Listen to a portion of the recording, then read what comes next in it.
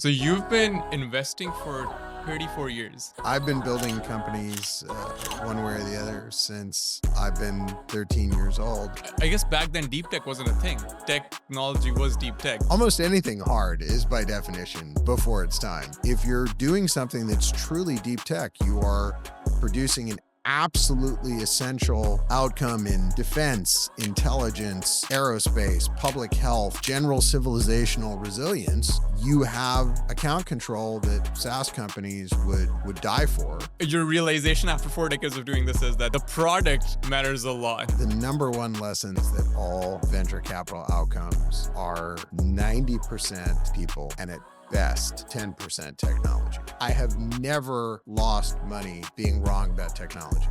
But when I have lost money, it's always been about people.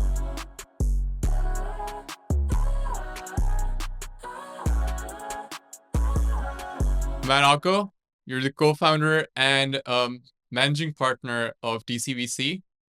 Welcome to We the Builders. Thanks. Happy to be here. So you've been investing for 34 years. Just about. And you've been doing deep tech for longer than most of, longer than, I was around in investing for sure. And then before American dynamism became a tech Twitter pop culture thing, or before American interest became part of everyone's vocabulary on, in our circles. Well, what can you walk me back to first the origin of how you got involved in your investing career? How did you get started? And then we can talk a little bit about the state of deep tech, which would be interesting. Wow, where to begin? I've always been a nerd.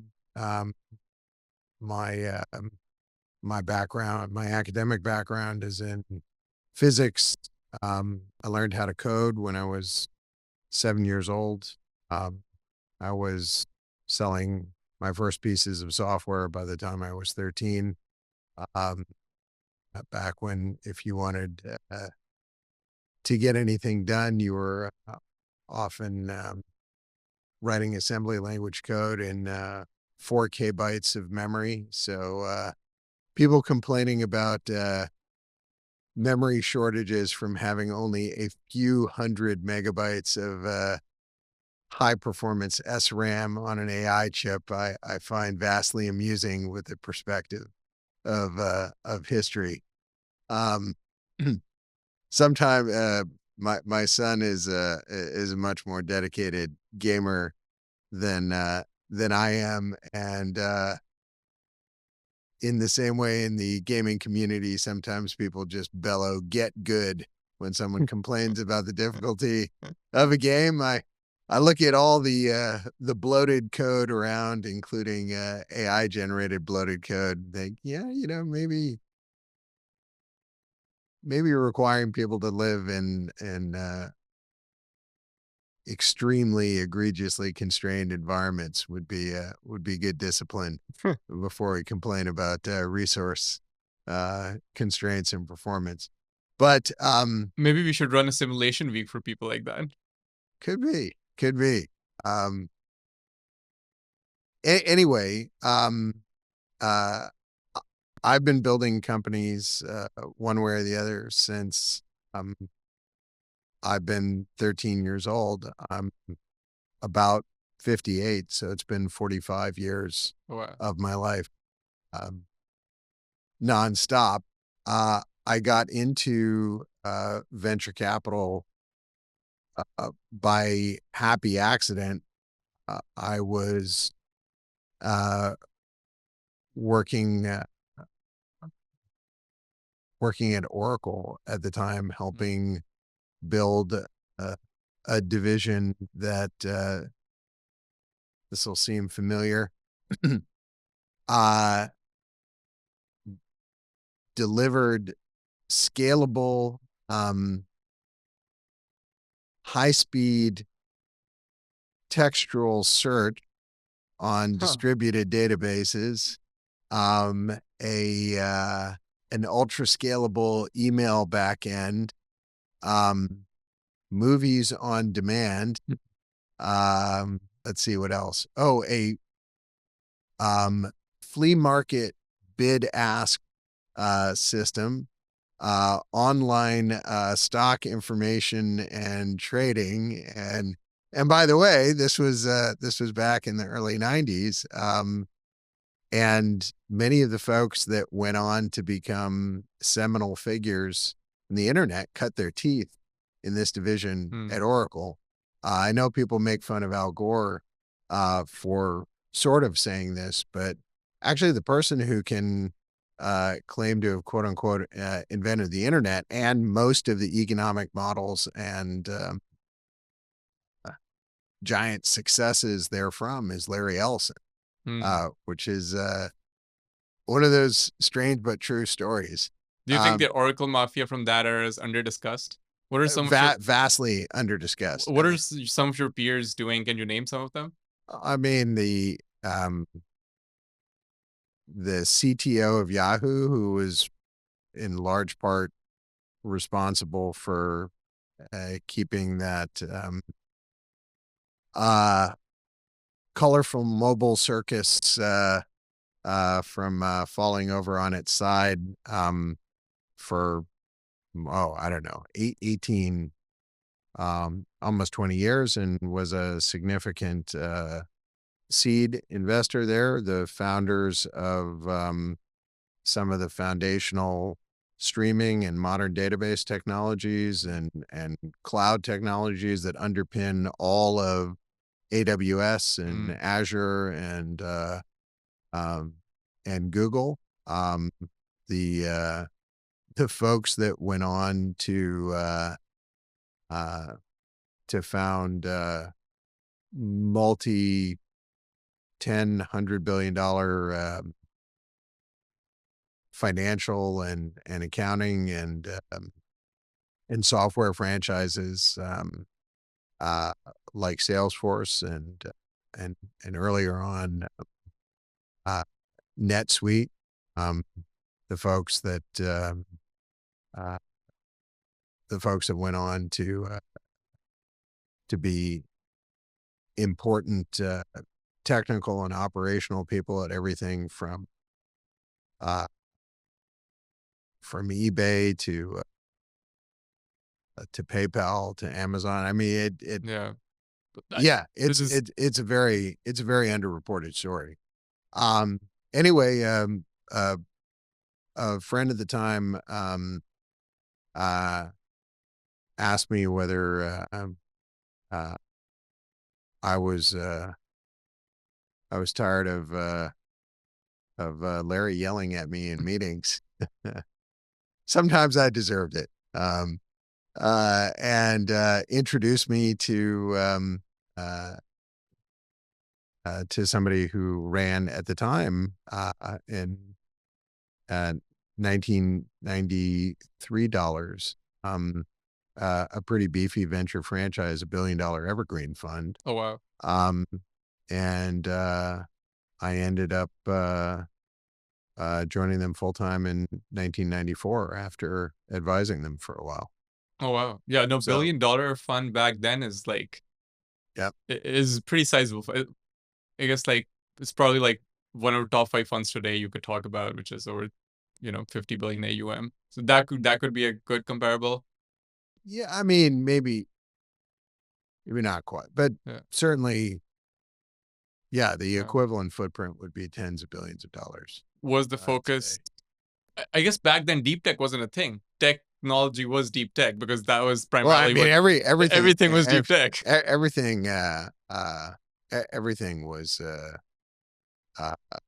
was hard. Yeah, it was a fantastic way to cut my teeth.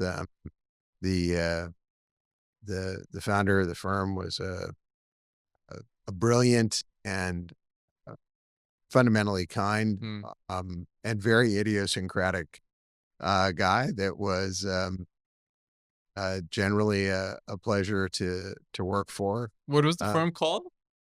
The firm was called Helix Investments. Investments, right.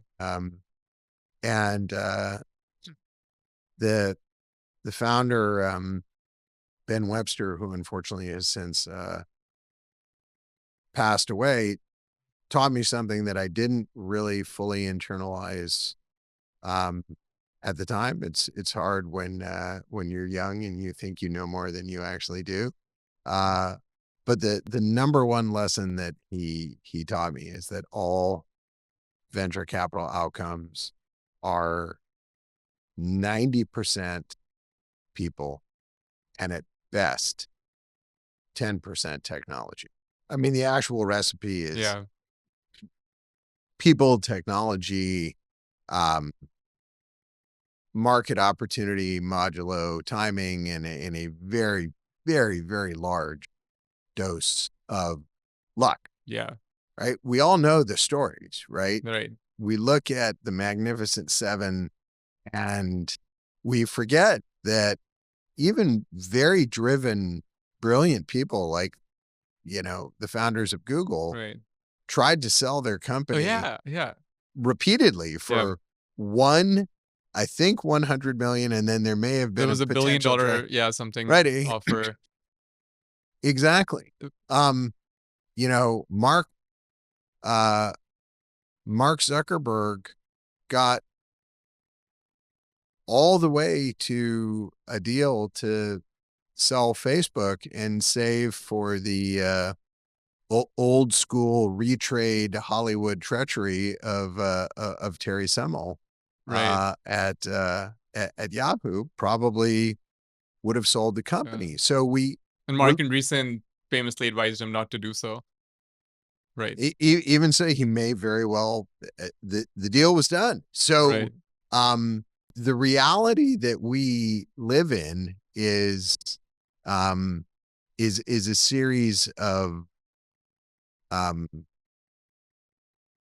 very fragile and astonishing transitions between a trillion alternate universes, always driven by individual people. If it weren't for Bill Gates, somewhat tactically, somewhat grudgingly, I think somewhat respectfully, bailing out his frenemy, Steve Jobs, Apple would be dead. If it weren't for one or two board members deciding that that Steve needed to come back and Apple was on the brink of extinction, there would be no iPhone, and along with it, Android homages. There wouldn't be, both for good and for ill, a supercomputer in north of a couple billion people's pockets. So some of these singular moments you think are like just pure luck or fate or however you want to categorize it, and these uncontrollables in the universe. I think at this point in my career, I oscillate wildly between believing in the great man theory of history, because I've watched strong personalities in tech relentlessly shape outcomes against insane levels of adversity and in the face of daunting odds, on the one hand, and on the other hand, in believing that there are larger, more sweeping, ineluctable forces of history behind things. Maybe it's a mix. At this point in my career, I'm just I'm happy to be paid to surf the chaos of current events and deliver returns for my limited partners while having the opportunity to make the world a better place. I mean, that is the best part of my job. And I think, to one of the questions you had for this discussion, I've been doing what's called deep tech for more than a quarter of a century.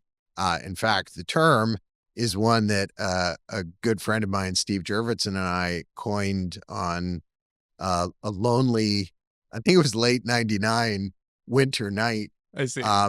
talking about this crazy idea that maybe quantum computing was going to be something you could invest in. And then we both ended up being very, very early investors in D-Wave, the first quantum computer company. Oh, Again, almost a quarter of a century ago. That had a lot of ups and downs, but it's turned out was it okay. way before its time, or I did mean, it turn out? almost anything hard is by definition Right. before its time. If it could be, you know, modeled by modeled in a discount cash flow spreadsheet by the cool kids, it would be SaaS software, and everybody would do it, and it would suffer from tragedy of the commons, overinvestment, and lack of differentiation. Yeah. Then more vultures would pour in and Yep. construct debt and derivative-like structures around it, Yeah. and then it would start to collapse like every other easy to access fad. I think that is the secret Yeah. of deep tech, regardless of how many tourists are currently pouring in and trying to attach the term to whatever they're pursuing. It is very frickin' hard. Yeah. I have a degree in physics from Yale University. I have 70 patents in fairly complicated things to my name. I am not objectively a dumb guy, and I am the dumbest person in my firm by design. One of our recent partners is a fully chaired professor of physics at UCLA and a quantum expert and a serial entrepreneur, and has much more of an unstoppable work ethic than I do. Those are the kind of people that you have to be surrounded by to have a real deep tech franchise. And you can't have hothouse flowers. You can't be an expert in just quantum computing. You can't be an expert in just biotech. You have to understand a lot about a lot of things at a pretty deep level to make sure that your potential investees are not fooling you, generally not maliciously, more that they're lying to themselves about how hard or complicated something is. You have to make sure you're not fooling yourself about how hard something is to do. Oh, this supply chain will be fine. We just need to mine and smelt 5 billion metric tons of unobtainium, and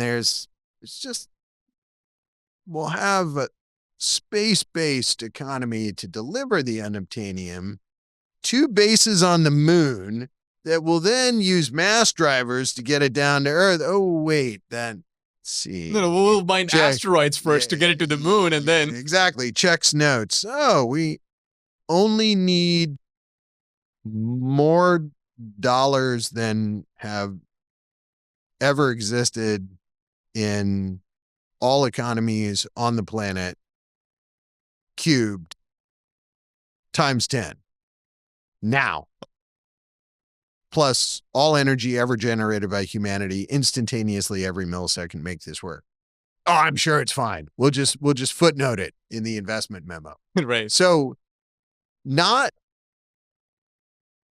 bullshitting yourself is an important skill in this. But the dirty little secret of deep tech is that creating truly seminal companies that deliver durable returns to our limited partners. And we've, distributed billions of dollars to our limited partners in the past 16, 18 months alone, doing very, very hard stuff over long periods of time. It's actually less risky than undifferentiated stuff like SaaS software. Yeah. If I'm in an overfunded segment, I have to pour hundreds of millions, or potentially, like in some of the more generic AI labs, billions of dollars into fighting for the same talent in the same market in an ever downward spiraling vector of internecine warfare and loss of margin control. And on the other hand, if you're doing something that's truly deep tech, you are producing an absolutely essential outcome in defense, intelligence, aerospace, public health, energy, manufacturing, general civilizational resilience, you're not a chatbot. You're not Slack. You can't be disintermediated by a disgruntled chief information officer or CFO who says, we're spending too much on, on oat milk, and also, on eggs. Or on these meeting products and right. Whatever that is. Yeah. You're delivering, a life and death outcome, for the largest governments and corporations in the world. You have account control that SaaS companies would die for. Yeah. You have customer trust that other companies and other segments would die for. And if you've done it right as an investor, if you've backed into the risk, you've built durable, profitable companies that are attractive, accretive M&A targets, or can survive as public companies. There are a few threads to pull on there, but I'll probably start with you mentioned deep tech. You've been doing, like, deep tech was technology, and you coined the term with Steve Jurvetson, who worked with Tim at the time at DFJ, right? 99. You coined the term deep tech, and I guess, like, we were early into entering the software era at the time, or you've been involved for 3 decades. What has changed in those 3 decades, and how has DCVC's investment strategy evolved over time? And would you say I guess, like, one of the things you mentioned was you want to, across the firm, you want to be able to develop deep expertise across different verticals, like at least at a foundational level, to be able to make better informed decisions on what people are going to be able to execute on those better, right? Because even if it is 90% people, that 10% is a tremendous amount of work on your part, on your team's part, that needs to be done, right? Well, the 90% people part is also an insane amount of work. 100%, but, like, I think, like, that 10% is underappreciated, where this is the baseline of being able to do deep tech. That is just a tremendous amount of work. Even if you do one category and you want to go deep enough to be able to sniff out, any overambitious, I guess, founding teams, that's a lot of work. But yeah, if you can explain, that was one of the things you mentioned, but how has that evolved over time, and how has the firm strategy evolved over time? I would say probably the enabling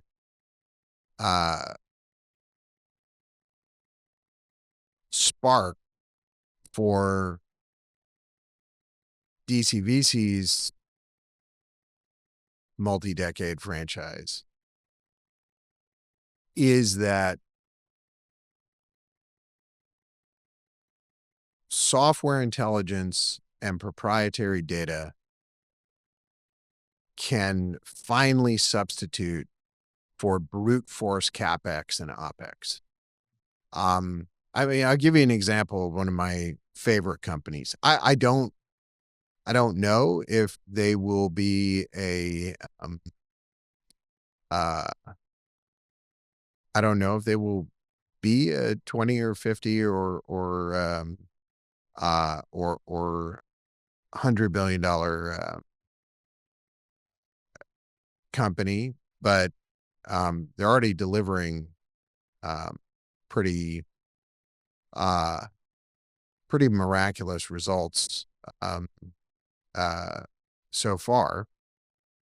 Is a company called Latus, Latus. It's one that we're anchor investors in, and also our friend Joe Lonsdale at 8VC has a chunk as well.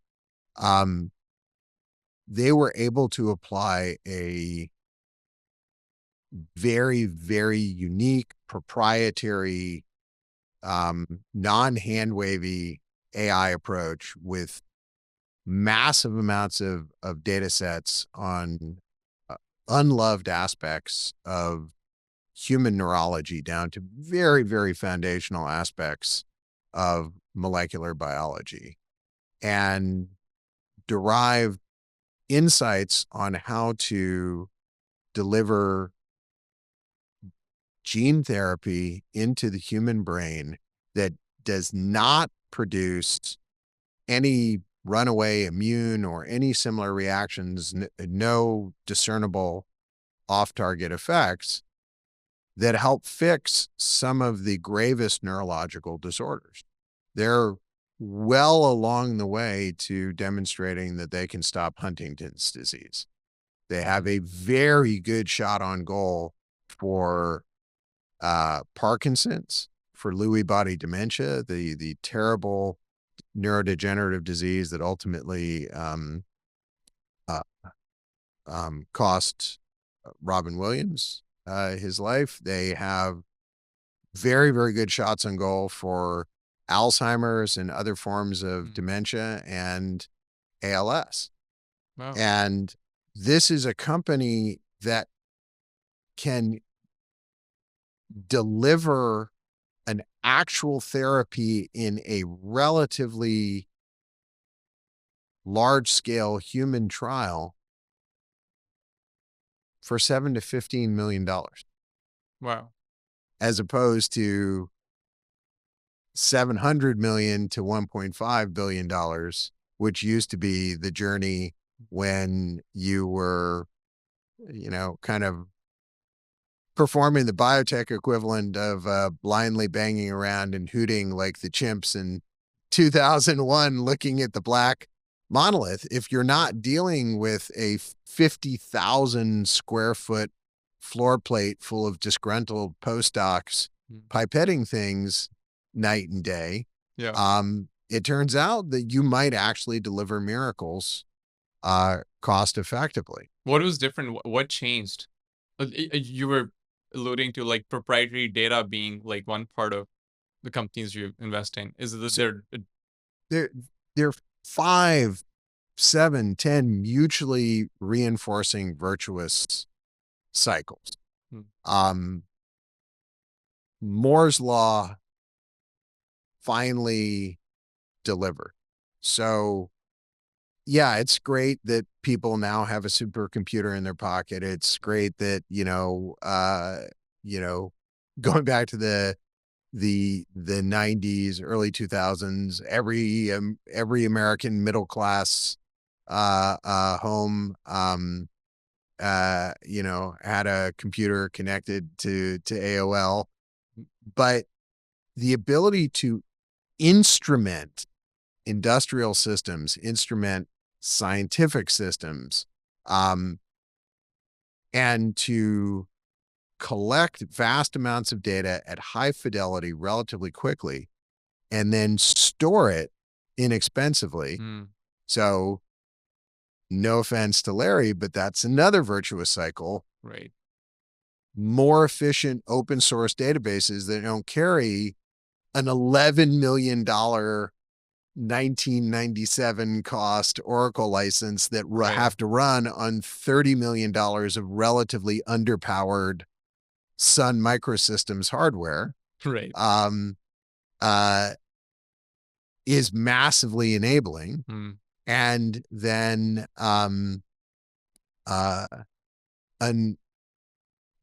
unsung and unappreciated explosion of, you know, what for a while was called big data, but was actually the apotheosis of a 20-year, 25-year arc of innovation in signal processing and data analysis and relatively unglamorous supervised machine learning helped people detect actionable patterns in the much larger amounts of data that they could inexpensively store after instrumenting everything, whether it was, in a giant, Right. chemical plant or in the corridors of a hospital or in a biotech lab. So cost of storage comes down 100. Cost of compute comes down 100. And it's like all So those in things combined, right? some cases, thousands, right? Thousands, right? Yeah. So crippling software licensing costs Yeah. went down closer to zero. And I'm proud to say that DCVC, by design, invested in upending some of those monopolies early in our history. But even before then, there was a cabal of folks,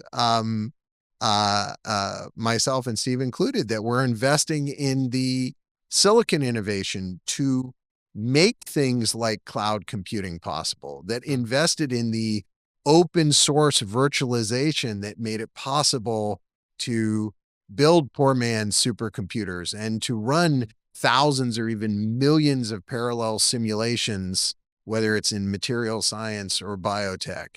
So the ability to acquire data from the real world, to act on it, to simulate inexpensively. There's a whole other virtuous cycle just in simulation. And for all of the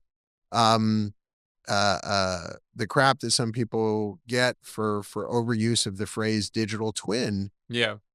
this goes back almost, 40 plus years to a Yale computer scientist named David Galertner, Right. and his book Mirror Worlds, who advocated for the power of ultra high fidelity, real time or faster than real time. What the AI folks now might embrace under the rubric world models. I mean, that's an imprecise use. Right. But the idea of high fidelity, ultra high dimension, high accuracy, high speed simulation is this whole other forcing function that enables deep tech miracles, whether it's in energy or biotech or manufacturing, or defense or aerospace or robotics. I mean, you name it, on venture capital as opposed to sovereign wealth dollars. Right. And what folks fail to understand about the practice of deep tech done right is that you can back into risk. So you can get extraordinary results, even in something like one of the nuclear energy companies that we've backed from the jump, whether it's now a very successful public company, Oklo, Yeah. Radiant nuclear. or Radiant Nuclear, which, knock on wood, by July will be demonstrating a fully manufacturable megawatt nuclear reactor. Friends of the pod. Yeah, you can put on the back of a truck. Yeah. All of those things can be initially investigated and understood and have their risk bounded to an investable degree on single digit or low double digit millions of dollars, not Manhattan Project dollars, right? Not, unnamed Middle Eastern country, prince or princess's 787 acquisition budget dollars. And so you can then put more dollars to work as an investor as risk is demonstrably reduced. The sovereign allocation ROI is like TBD. We'll see what. I mean, there's some evidence already there with things not working, especially like mega smart city projects completely, sort of going up in flames. But Leland made an argument on the podcast. Leland Miller, he's on the U.S. China Economic and Security Commission, that what helps China is that sovereign allocation. They pick 5 sectors. That's like Xi Jinping's like strategy. They pick 5 sectors and they're like, okay, at whatever cost, we're going to be ahead in these 5 sectors. Like whether that's biotech or drones or robotics, they're just going to, plow as much money as possible into some of those sectors. It doesn't mean it doesn't mean how they do it, right? Or whether they're stealing IP from the US, whether they're conducting espionage, it doesn't matter. Okay, but I'm going to stop you there. The end of this story, the beginning of the story depends substantially on US and Western innovation that, without revealing my sources, I can say is substantially exfiltrated and stolen by China. There are very, very smart people in China doing very good stuff, but they're, they're sprinting the last 100 meters to the top of Everest. Right. After having stolen someone else's helicopter to fly there. So sprinting 100 meters at the top of a mountain is impressive, and all due credit to them for that. But they didn't get there legitimately. Yeah. So the beginning is an act of theft. The end, and hopefully it is not the end, but certainly the end stage negative effects are a story of stupidity. In any good horror movie, you have to invite the vampire into your home to kill you and your family. Well,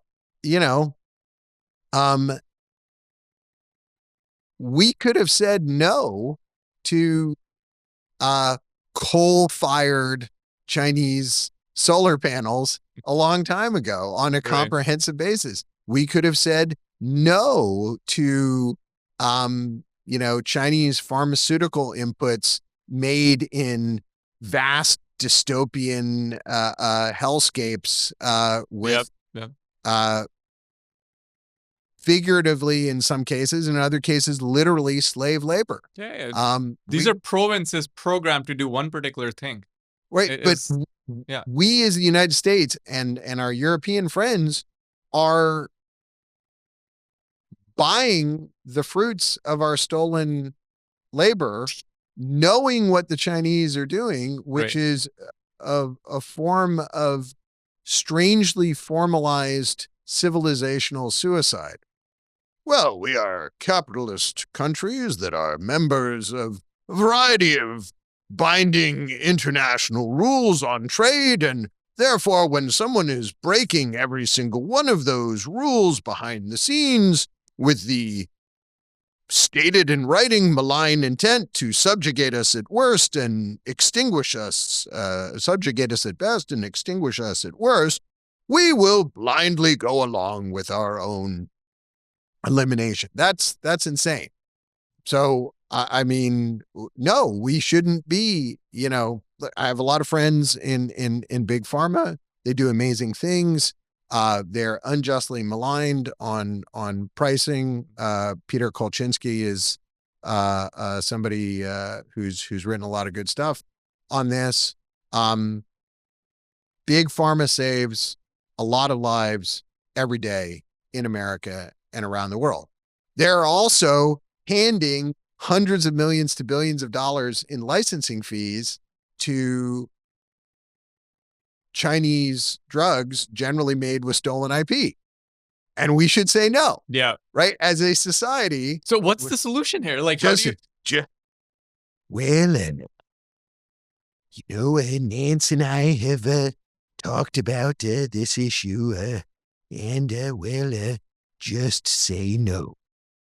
That's what we need to do. I'm quoting Ronnie with a very bad Ronald Reagan impression. Just say no. The Europeans need to say no to extinguishing their auto industry, blindly importing Chinese rolling spy mobiles from BYD and others. We need to say no to letting any U.S.-based company, or quite frankly, any company that wants to do business in the U.S. From paying China for pharmaceuticals. Is it cold turkey, just cut off? But how does I'll extend the question to reindustrialization? Like, I've made a proposal to the powers that be. This is not a right thing or a left thing. Across 4 separate administrations now, and the proposal is a simple one, which is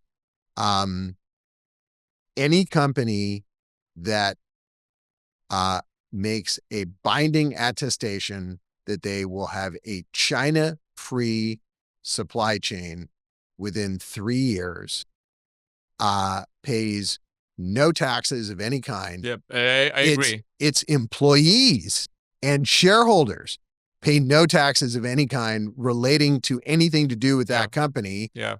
And in fact, for a period of 10 years thereafter, neither the company as an entity, nor its stakeholders, nor its employees. So the individual guy or gal welding a pipe, I agree with you, pays no taxes. Yeah. But by the way, if you keep shooting up the poison heroin or, snorting the fentanyl from the global drug dealer, metaphorically speaking, and in the case of China, the fentanyl is not metaphorical, then there are very, very punitive consequences in the other direction. And people recoil in horror and say, oh, you crazy bomb thrower, that's a huge tax impact on America. And I ask, what's the tax impact of losing Taiwan? What's the tax impact of the dollar going away as a reserve currency? Right. What's the tax impact of being another country's sock puppet from suicidally hemorrhaging our industrial base and preparing to surrender more of our expertise, whether it's in biotech or anything else? And the answer is it's almost incalculable, but it's certainly in the trillions of dollars. Right. And another argument that gets... So this is actually to tie a bow on it, my seemingly crazy suggestion about massive tax-centric incentives for getting off of the China supply chain heroin. I would is like a 10x, 20x, 50x ROI, no matter how you want to calculate. Do you think we're closer now, given the geopolitical situation, than ever before, or do you think we're just like too short-term oriented? And because that seems like the right solution to me. I'm the world's most hopeful, despairing man on this issue, or the most despairing, hopeful man on this issue. It's, there's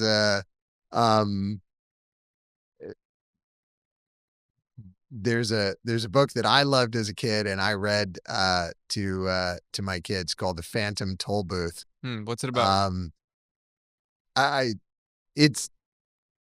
It's too baroque and surreal to describe in a single line. But it's about as close as you can get in terms of an exploration of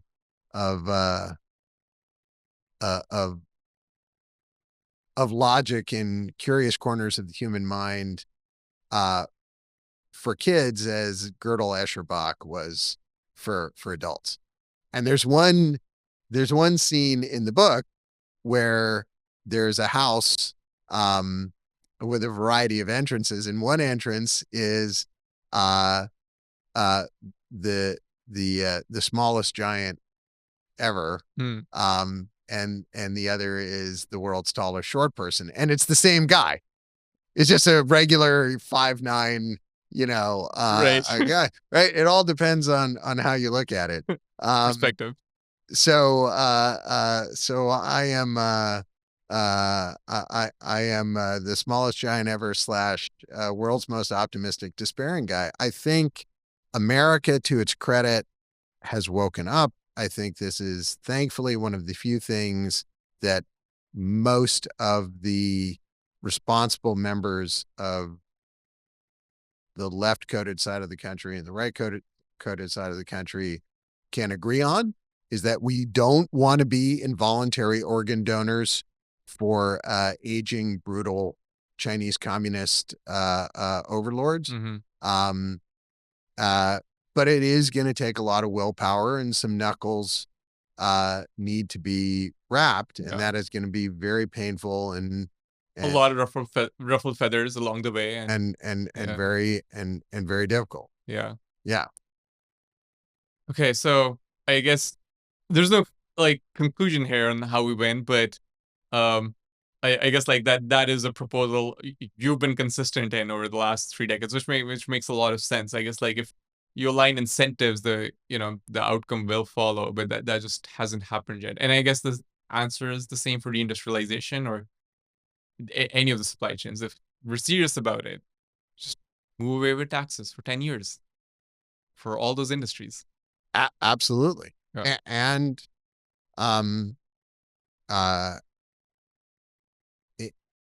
and for and wherever possible, provide tax incentives for folks to do the right thing. Yeah. So I mean, here's a fun example. Yes, American made solar panels, if you believe in solar as as a viable energy source, and right. As long as it's not coal fired from China, I think it actually is a useful element of an energy mix that includes geothermal and nuclear for base load as we get more reliable storage. I'm a big fan of one of our companies called Fourth Power, which hopefully in pretty short order will be delivering arbitrarily dispatchable gigawatt hour storage in a safe non-lithium ion format in a couple acre footprint. So compact, massive amounts of energy, arbitrarily dispatchable. Oh, and just for shits and giggles, 90 to 120 days of durable storage. Wow. Yeah. So when you have that, your energy mix gets much more flexible. But whatever the energy mix, right? Whether it's buying American made nuclear, hooking up to a geothermal source early on in its development arc, whether it's American made solar panels, if you're an individual consumer, if you're a homeowner, how about this? You buy American, you pay no taxes on the thing that whose value you're enhancing. So if you put American solar panels on your house, you don't pay any capital gains tax when you sell your house. Right. If you buy, you can argue one way or the other on whether,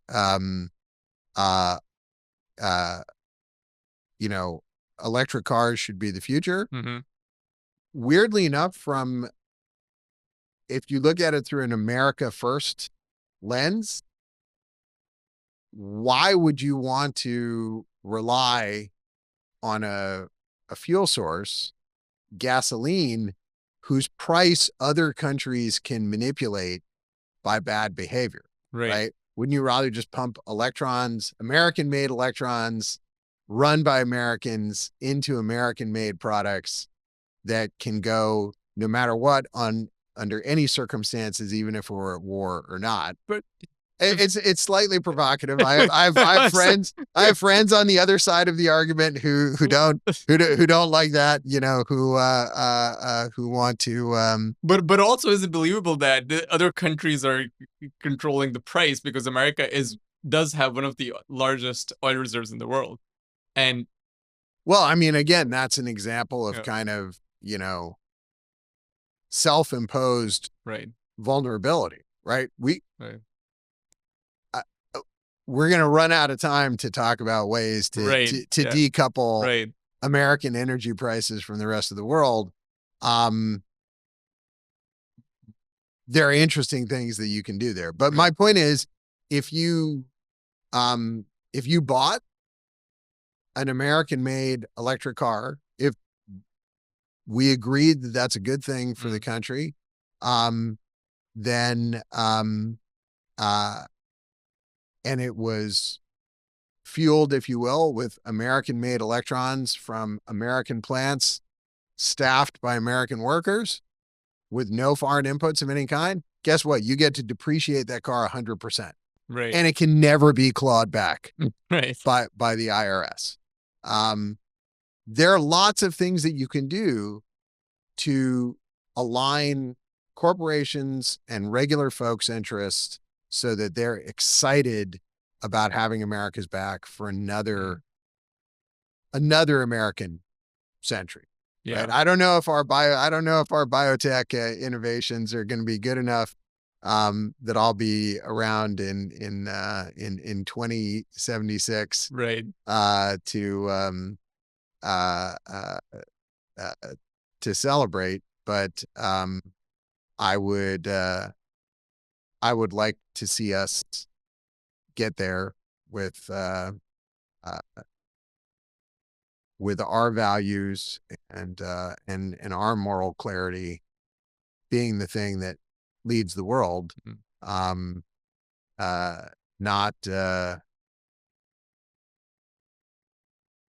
China.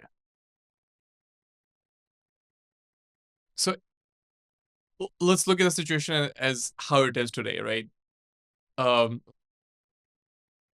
There's a realization that America needs to reindustrialize. There's a realization that, we need to lower or cut dependencies, but there are no tax incentives for the corporations, companies, startups, shareholders. So, how do you allocate towards those categories today? Or how do you think about allocating towards those categories today? So when we invest in something that has to succeed in the real world, a key criteria for us is it has to deliver absolutely compelling economic benefits against business as usual. So I'll give you an example of a company that I was just talking to folks in the U.S. government about, called Pivot Bio.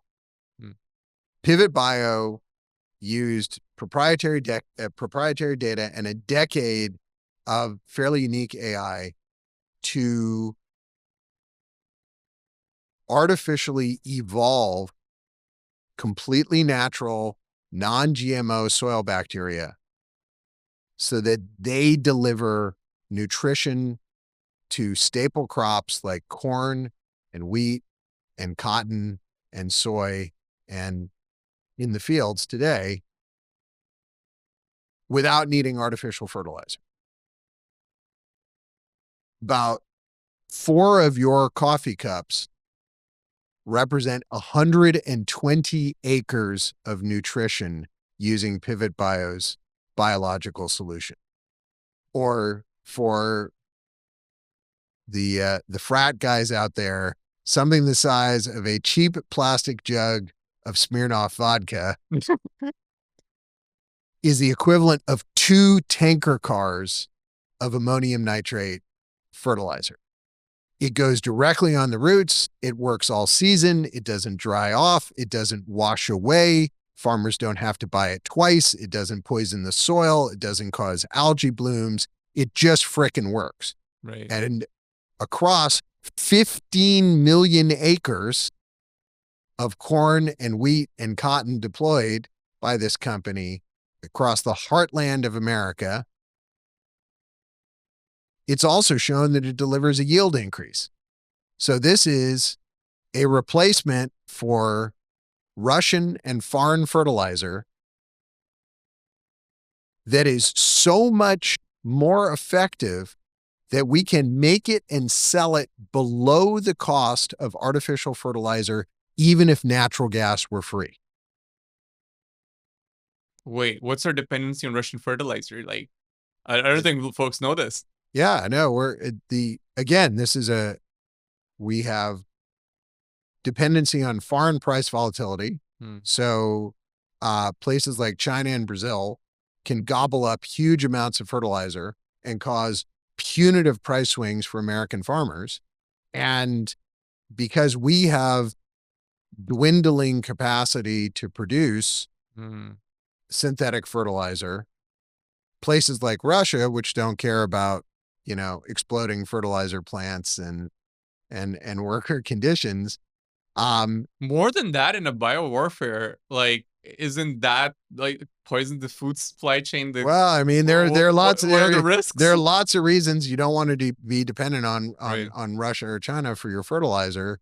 You can argue also that you don't want to be dependent on foreign natural gas being pumped into those fertilizer plants or your homegrown fertilizer plants.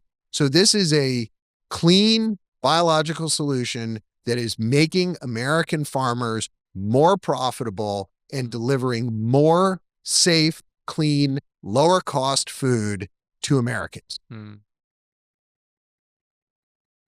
that outcompetes on price, margin, and process $300 or $400 billion of sunk cost, top of the line industrial established infrastructure that's had ballpark 100+ years to perfect its processes.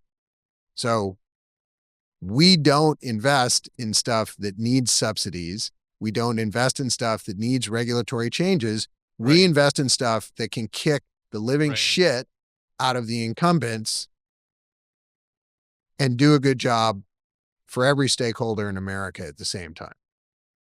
Right. I think that's like also that's also the right framework to think about while investing. It's invest not as you wish the world would be, but as the world is today. Yeah, no, you can't. Yeah. I mean, but then how do you explain the great man theory? Then if some people can come along and will the world to their, it's funny because they're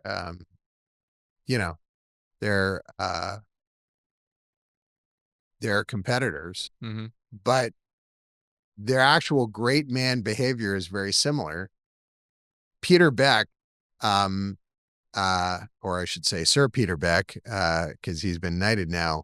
Congratulations on that, by the way. It's like, I looked at the stock, it's 7x or something the last 2 years. It's more than that from where we invested. I know. But Sir Peter Beck at RocketLab was a New Zealand farm kid who, even by New Zealand standards, grew up at the ass end of the world.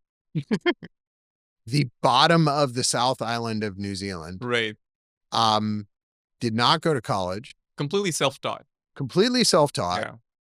Brilliant engineer, brilliant corporate leader. Great example of personal agency. What you can do with personal agency. And he willed not only an entire national rocket program into existence, but he willed a credible public company competitor to some of the largest aerospace companies in the world. And the irony is, independent of anything else that Elon has done in his career, it's the exact same story. Yeah.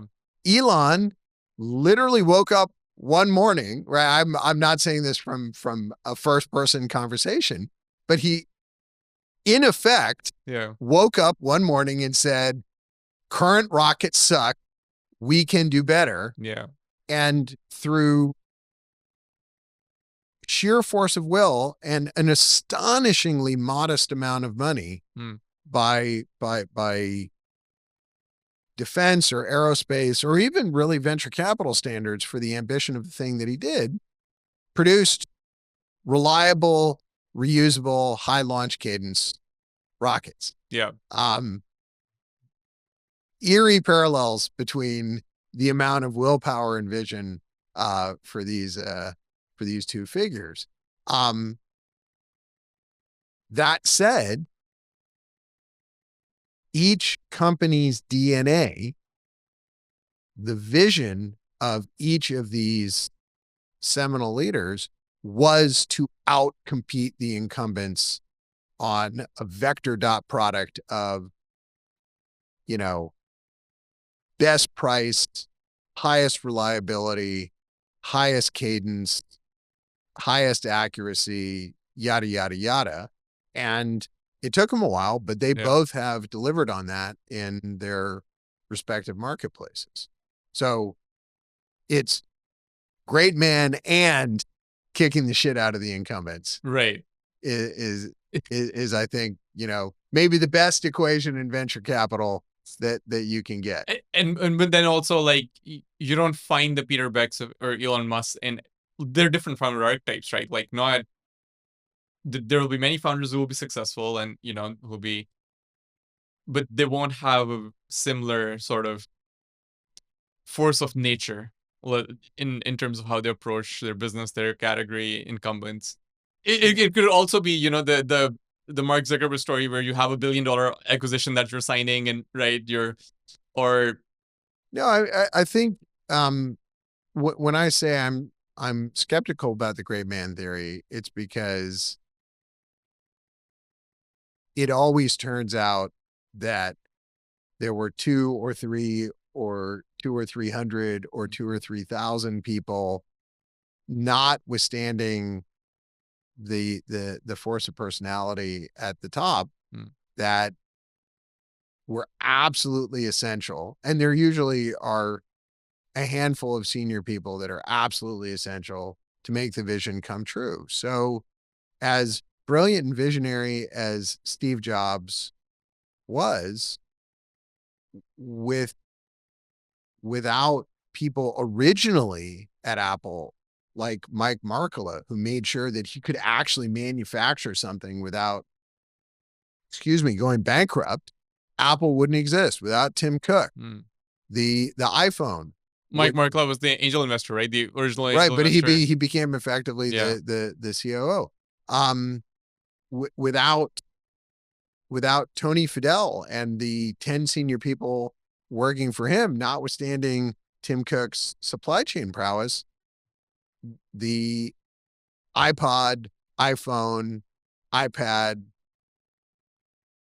wouldn't exist. Right. At SpaceX, as visionary and relentless as Elon is, I think it's an open secret. Gwen Shotwell. That Gwen Shotwell is an absolutely essential part of that company's success.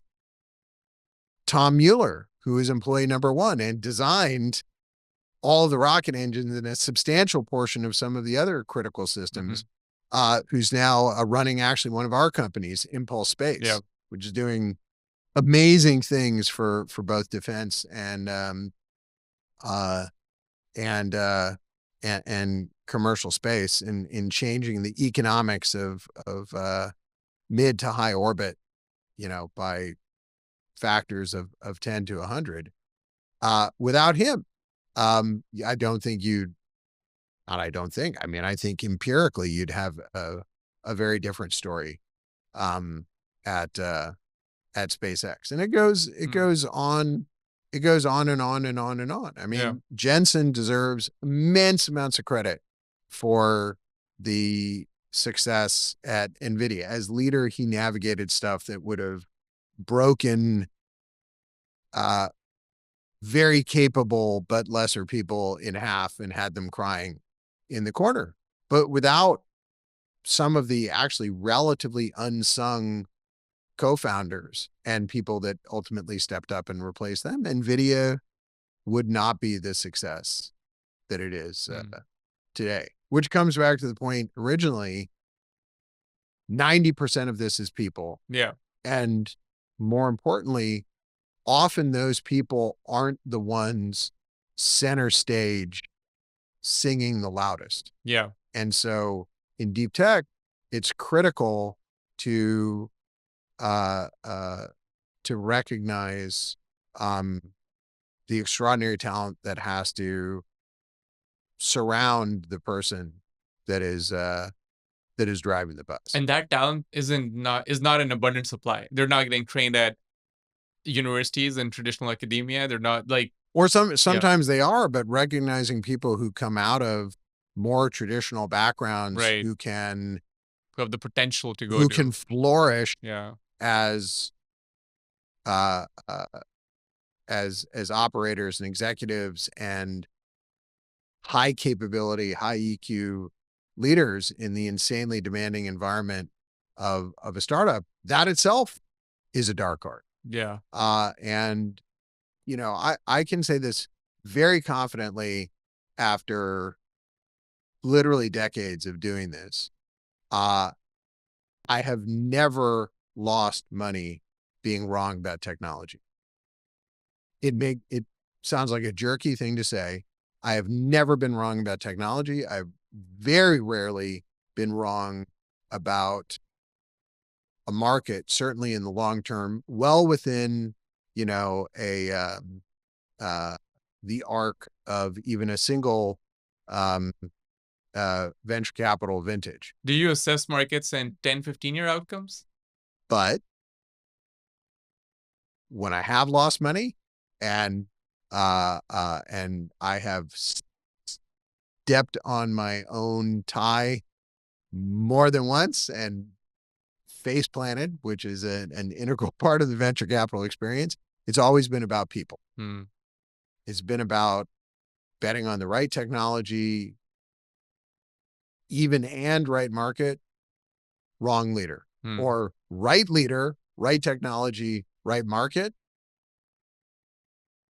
wrong or unreliable, or, you know, sometimes even overtly treacherous co-founders that can destroy a company. So it really is. So people comes back to people. It comes back to people. And so people doesn't mean just the founder. It's the co-founding relationships, the team, the talent that like helps build these companies. Sometimes we're not center stage. All of it is people, which basically explains the 90% equation I think you referred to earlier, part of the conversation. Yeah. Yeah. How do you assess markets? You mentioned that you've never been wrong on a market. Yeah, I think markets change even as startup is navigating to exploit that market, right? The world is not static. Yeah. I would like the world to be static sometimes. You know, as an individual consumer, I would certainly like prices of key goods to remain static. To do that at point, have you heard of Christopher Lockhead? He wrote this book, Category, on category design, called Play Bigger. No, I haven't read the book. So he says the first to market doesn't always win the category. Oh no, I mean that's a truism, right? You know, I mean, the spring, going back to Sun Microsystems, the spring in Sun Microsystems step comes from bouncing off the corpse of Apollo computer.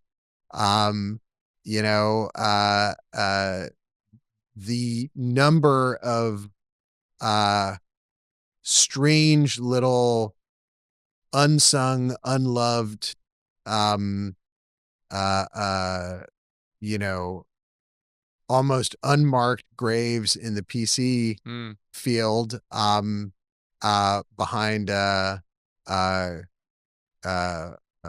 Compaq, who were first to market with all sorts of innovations, including in a couple cases, I mean, interesting example, Osborne, Wasn't the right operating system, and it was too heavy. But a company called Osborne actually delivered the first luggable computer before Compaq Oh, did. I was not Yeah, I aware. mean, Yeah, of course. I'm going. I've heard of Compaq growing up. Like we had used to have all sorts of I'm Compaq. going way back. Yeah. But there were very, very respectable graphics accelerator companies Mm, well before NVIDIA, all of whom are either, dead as individual entities or are yeah. piece parts of, of, uh, of something else. Or the social networks before Facebook, MySpace, Orkut, Friendster. Friendster, and Yeah. so there were scores of them which didn't work out, and I'm sure you can do the same for search engines. At the time, Google, there were probably 99 more.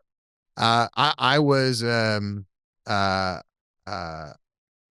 I was an advocate and helped out on one of the first venture capital investments I ever played a real role in was a company called OpenText Hmm. in Waterloo, Ontario, Oh wow, that okay. developed a very, very powerful, scalable distributed search technology that for a while was licensed to and ran the search of a strange little internet company called Yahoo.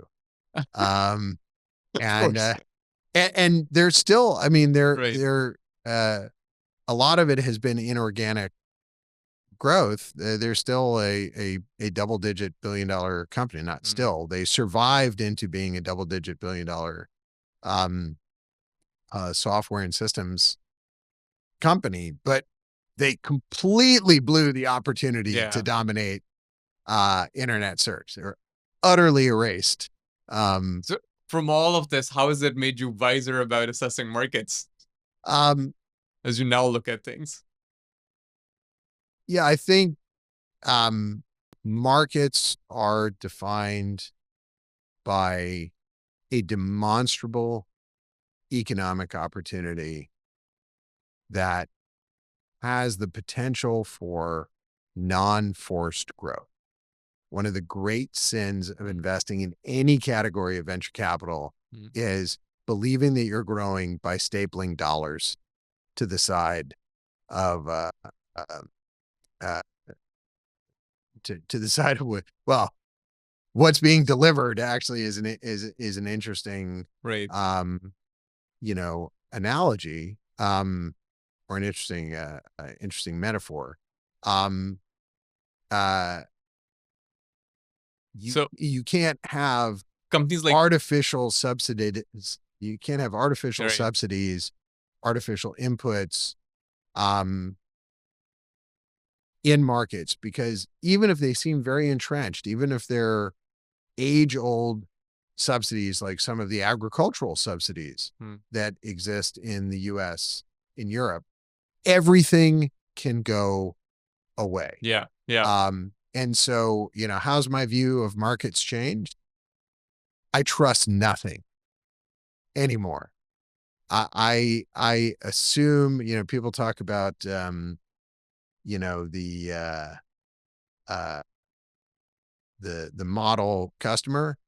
I assume the model customer hates you. They don't like you on site. They don't believe anything you have to say. They are 100% inclined to say no. Right. So you have to have absolute shock and awe. So an example of, my view is, as a young investor in semiconductors, if somebody came with their straw butter hat and, bow tie and, seersucker suit, we're the acapella choir for some semiconductor medicine wagon show. Da da da da da. It's gonna be 10x better than Intel. I might have gone, oh, 10x. That sounds pretty good, until you miss your first shipment date because everything always screws up. And Mm. now they've caught up, and you're only 5x better. And now you have to persuade customers to actually love you. And now you're only 2x better 2 or 3 years of incredibly expensive, miserable trench warfare later. And oh, by the way, no one cares. Mm. No one is going to risk their job. in anything other than a single point commodity market for a 2x advantage. That seems crazy, right? 100% performance improvement or 100% cost savings, Right. or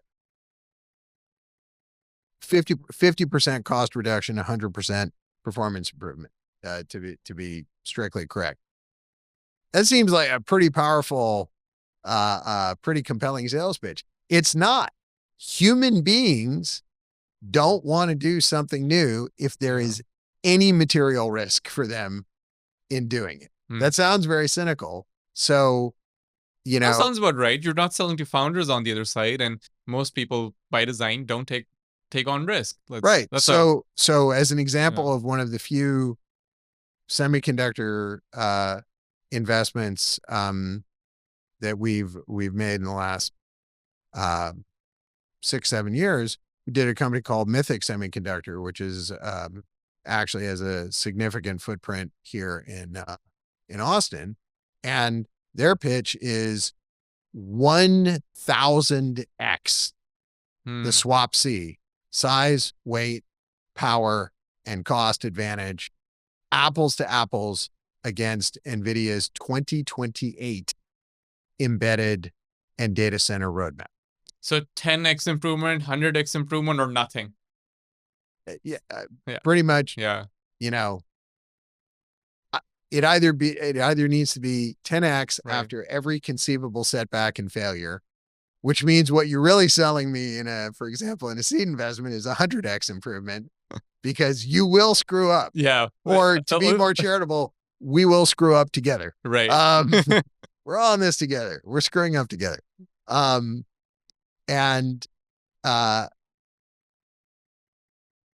It has to survive all possible points of contact with the market. Right. That what do they call it? The customer archetype. Yeah. That customer archetype is sitting there with their arms crossed going, I am not going to be 10 minutes late for my kid's soccer game for you. Yeah. You can't cause me a moment of inconvenience or worry. Right. You have to come in with angels singing and the unholy light from the thing in the briefcase in Pulp Fiction illuminating your face for me to even let you in the door to consider a purchase. Right. That's my standard for how you penetrate a market. I see. So I guess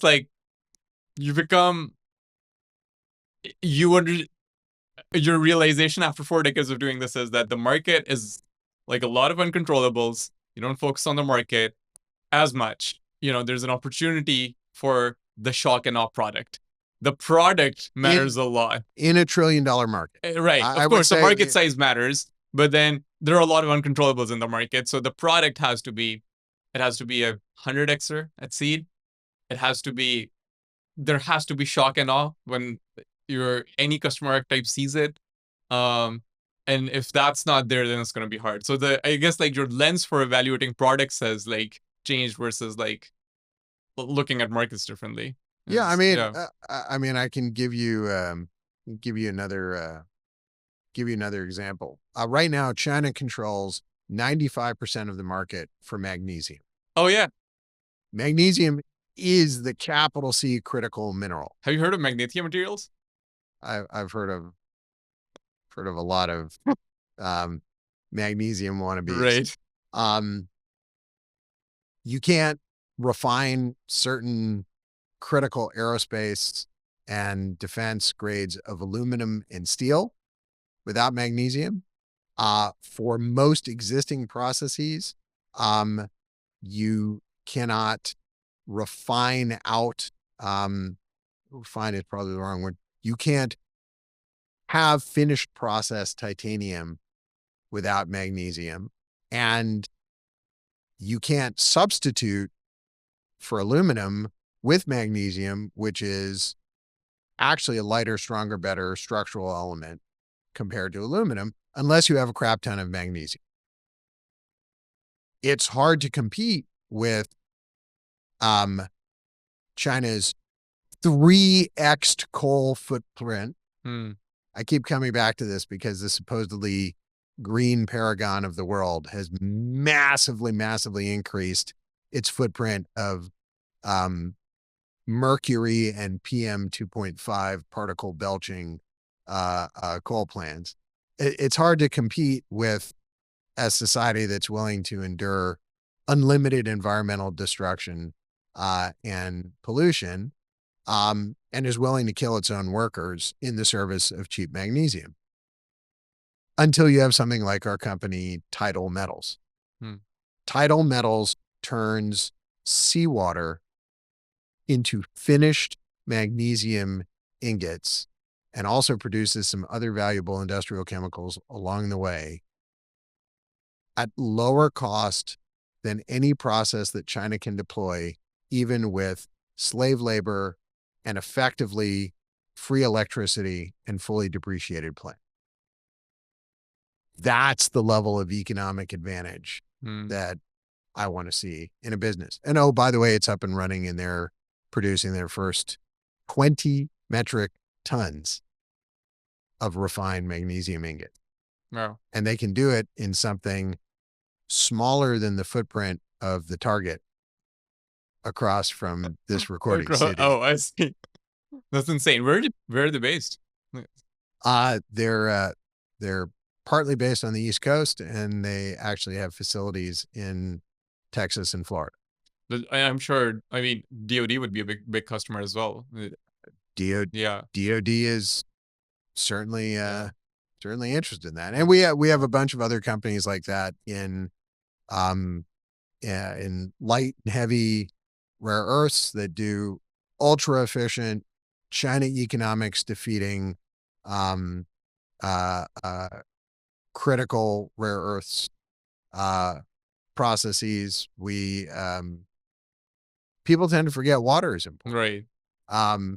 If you ever want a fun trip, you can come with me to the Permian and see our company Aquafortis, which turns the most salty, polluted frack water into purer than drinking water for less than the cost of an oil major dumping it back down a well. Wow. Profitably. I might take you up on that offer. Yeah. By the way, at scale, that technology, which is proven out and is running in 120-degree weather in the Permian today on actual frack water, on produced water, just in the Permian alone, right, would deliver between 10 and 15 billion gallons of fresh water a month. Right. Just to Texas.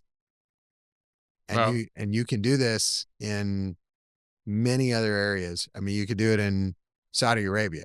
I like to joke that the US and Saudi Arabia are together the world's largest unintended and dominant exporters of ultra salty water. We're not energy giants. We're brine giants. Brine giants. Right. But right. But you have to imagine what economics and what technology advantage and what operational advantage do you have to demonstrate to make folks like Occidental Petroleum and Halliburton to say, holy crap, this is a win. I want it right now because it solves a critical problem. Yeah, no, I completely understand. So like in a lot of categories you invest in, the market opportunity is obvious, right? Like the magnesium opportunity, probably, 50 founders out there are evaluating. And so then what is differentiated? You're evaluating the product. The economic impact it's going to have has to be just, 1000x on all different fronts. And I guess like with all the examples you shared, that seems to be like the trend. Well, while we wrap up, you mentioned like as your first VC firm, what you learned was that venture is 90% people, and yeah, I apologize.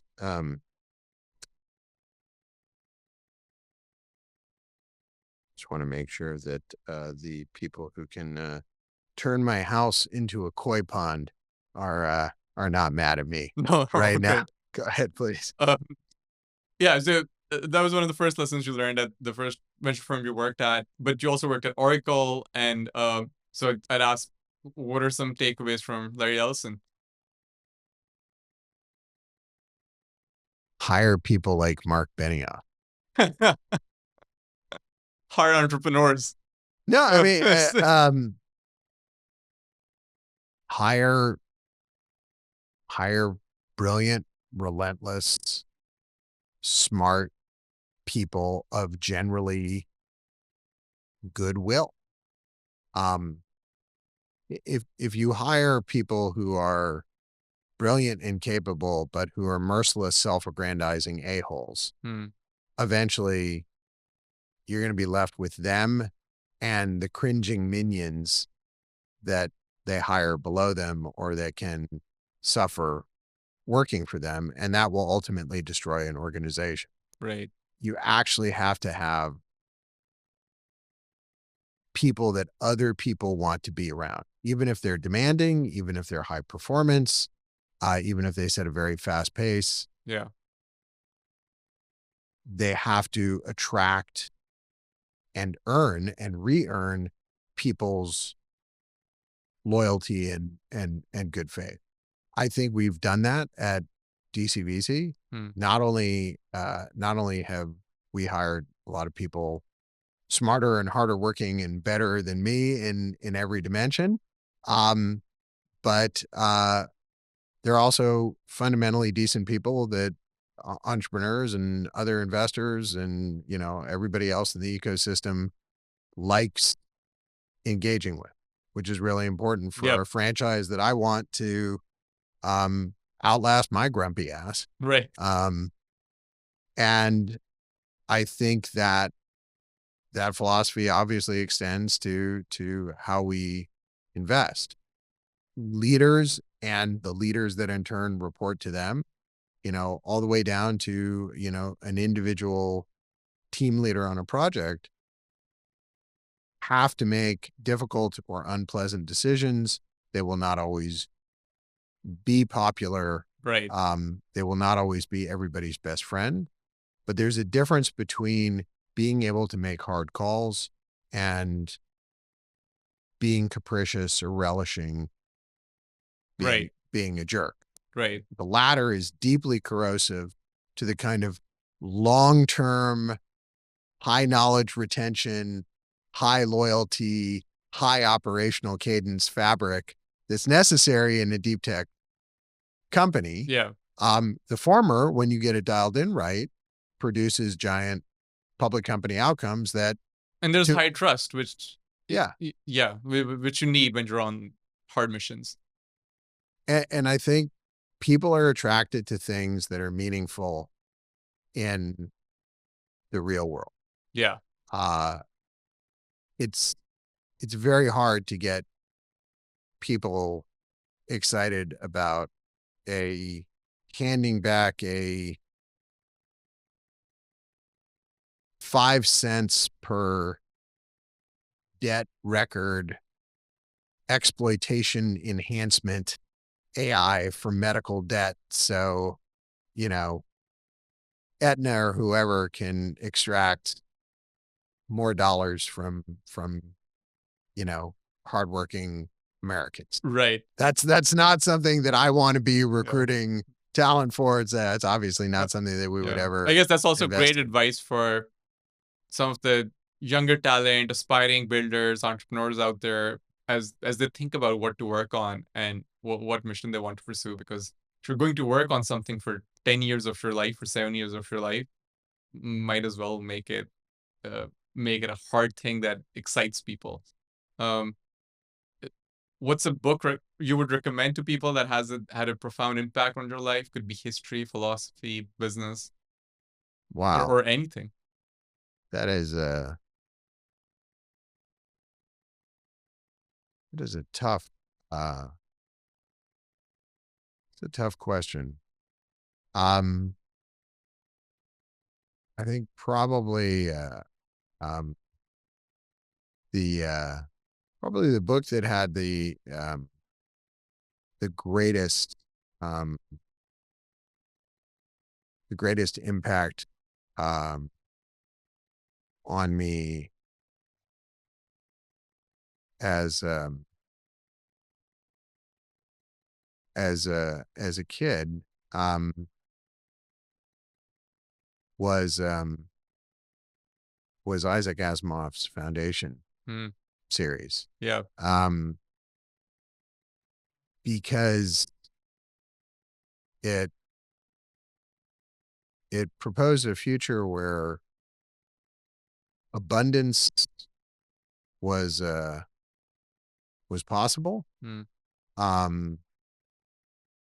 but where privation and slavery and horror was also equally possible. Yeah. And the moral charge, the moral duty in conserving the future is to out-invent, out-engineer, outwit, outplan, outwork the forces of darkness. That's the message that I took away from that book. I think I read the book when I was, I don't know, 6, 7 years old. Wow. So I'm a very boring person. I've literally been doing the same thing for 50 years. To have any outsized impact, I think that's like table stakes. It takes decades, multi-decades, and that is a great recommendation. And that you've been, I think like for the Jetsons' future, I grew up imagining we'd be living in by now. Like you've been contributing to it, so it's been an absolute pleasure having you on the show, and I had a lot of fun. Hope to have you back on. Thank you for taking out the time. Thanks. It was my pleasure.